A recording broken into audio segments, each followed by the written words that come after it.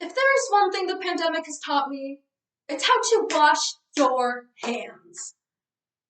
If there is one thing online school has taught me, it's that pants don't have to match what you're wearing on top.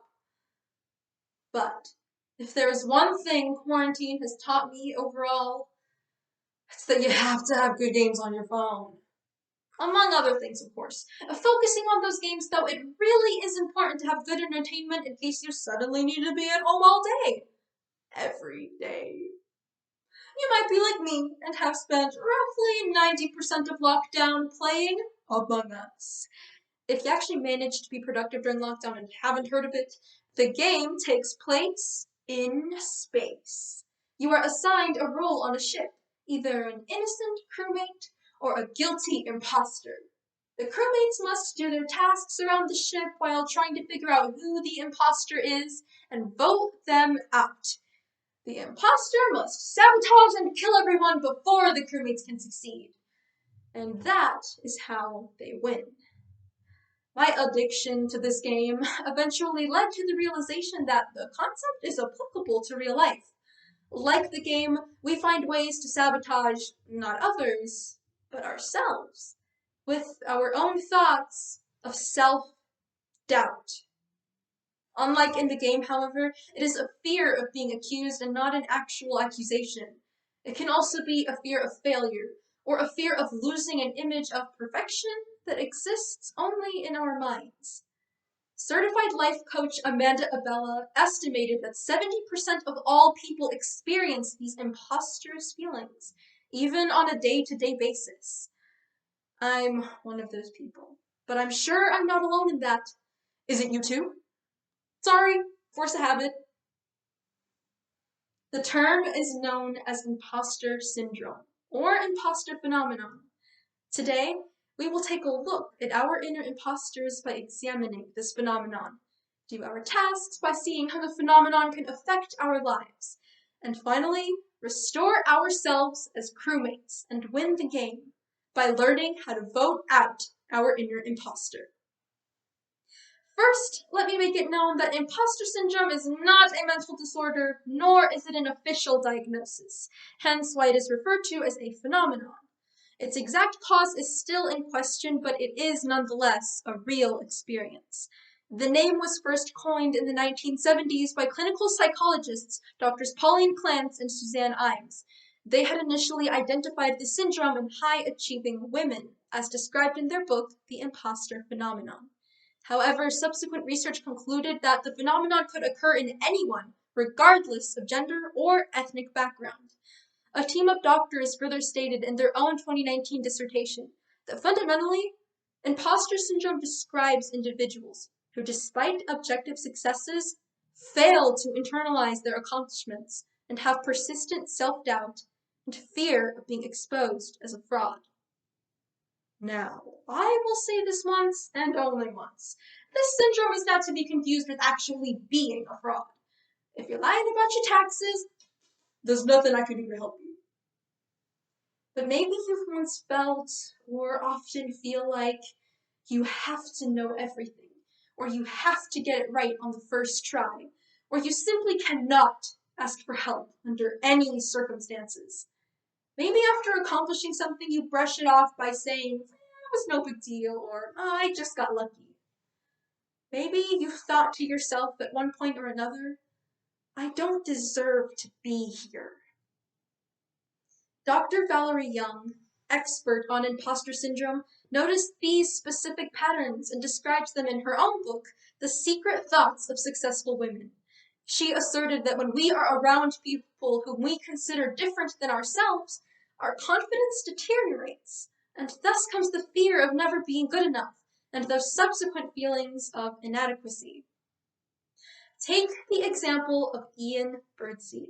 In elementary school, Ian was the type of kid who went after opportunities, the type of kid that would raise his hand with enthusiasm to answer questions. As he began to grow up, he began to internalize the idea that he needed to always be as perfect as he was when he was little. He began to compare himself to others with the mindset that he would just never be good enough. He came to avoid any situation in which he might not be the best. And his hand? would no longer raise. Soon it was college. He had a full academic scholarship to UC Irvine, but in spite of his accomplishments, or the fact that he graduated with top grades and a degree in computer science, he was afraid to go out for top jobs out of fear that he would get laughed at and finally be exposed as the fraud that he wasn't. I can relate to Ian. This last year, I was eligible to participate in my school's National Honor Society. I was honored to be a part of it, until I became terrified to get kicked out of it. It didn't take that long for me to notice not many other people there have a background similar to mine.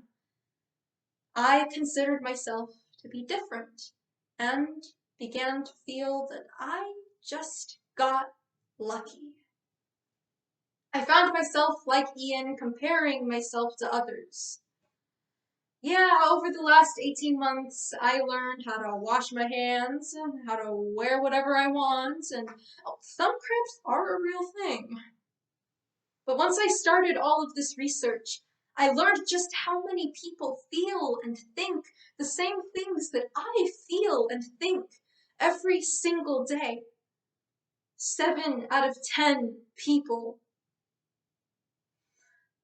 Ian began to overcome his phenomenon once he learned that he wasn't alone. We must learn that we are not alone. He said so himself.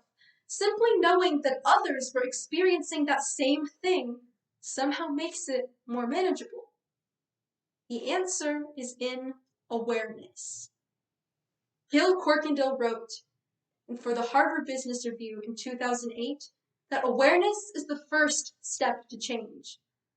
Every doctor, expert, or journalist has agreed at one point or another on this very fact.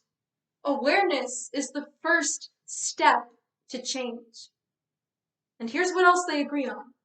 Imposter syndrome? It isn't a flaw. These feelings are valid. No, these feelings don't really go away permanently, but there are ways to deal with them and accomplish things in spite of them. In her book, Big Magic, Elizabeth Gilbert explains how she came to manage her own imposter syndrome. In 3 simple steps, she befriended, refocused, and listed.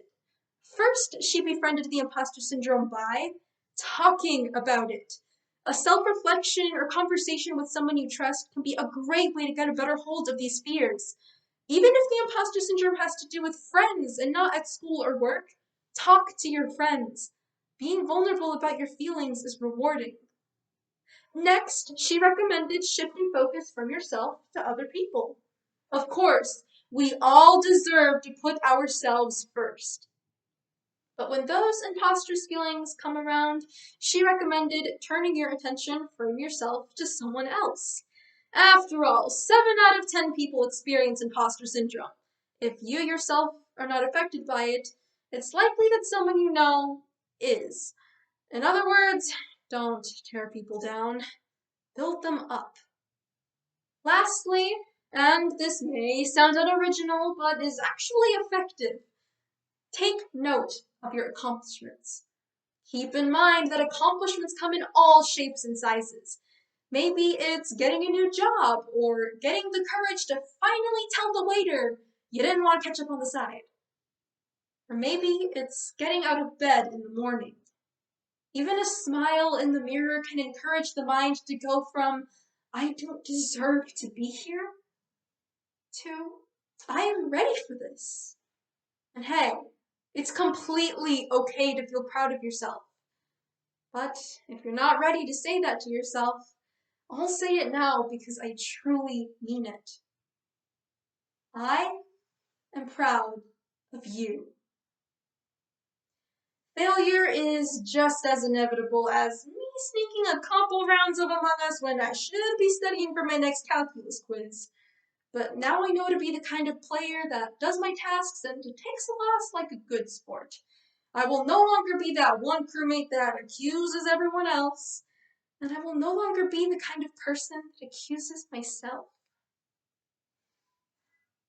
I am ready for this.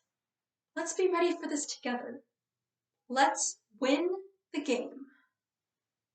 Thank you.